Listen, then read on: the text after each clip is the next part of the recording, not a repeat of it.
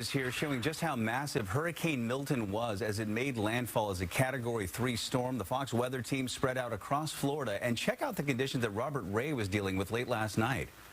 Close your eyes and it'll all change. There you go again. No doubt, this is the worst conditions we have experienced this hurricane season. Milton, menacing, absolutely menacing right now, whipping through Bradenton. Wind gusts near him measuring over 80 miles an hour, and that was not all that he was dealing with. A massive tree fell, landing just in front of his vehicle. The tree fell on one of our vehicles. Part of the tree went into the vehicle and hit Lloyd Alford in the camera. He's okay. We're all okay. And we're monitoring all this as the winds continue. I got to take these off for a second to look up. There's a huge part of the tree that is still up there, and as the winds kick up, we're just kind of waiting for it to dismantle the rest of it. But a massive pine tree beyond me. Some incredible reporting there. Robert and his crew were all over the area last night, updating viewers in real time. Joining us now with more on the damage from Hurricane Milton is reporter Connor Hansen, live in Tampa, Florida. What are you seeing there by light of day now, Connor?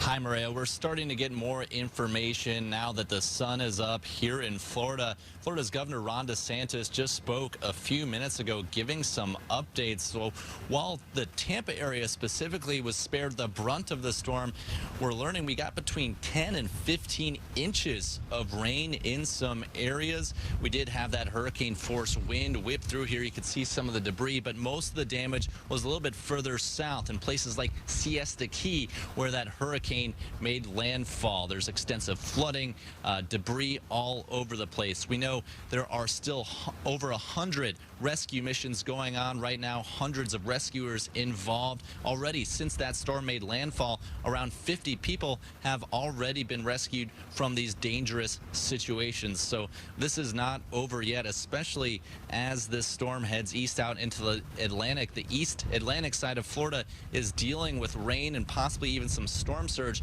and that's where yesterday some of the areas around there had tornadoes even wipe out people's homes. So a bit of a double hit for even East Coast parts of the state rather than where it made landfall. Now, Connor, you and I actually work together in Oklahoma City, and we're used to doing some tornado reporting. Talk to me about what you and your team decided to do in order to stay safe while you were reporting on this hurricane. Well, the interesting thing about this was we didn't only have to worry about the hurricane. We knew there was that chance of tornadoes, so we had to keep in the back of our minds where we could go if one of those spun up really quickly, because while you can see a hurricane coming for days ahead of time, as you know, Maria, those tornadoes can spin up just in a matter of minutes and do an enormous amount of damage. And unfortunately, that might be the worst cause of damage and unfortunately loss of life throughout this entire event. So we're going to wait for that information to come in before we give you any hard numbers, but everywhere from South Florida to east coast of Florida saw some of those really, really dangerous tornadoes on top of what everyone was dealing with, the storm surge and flooding from the actual hurricane.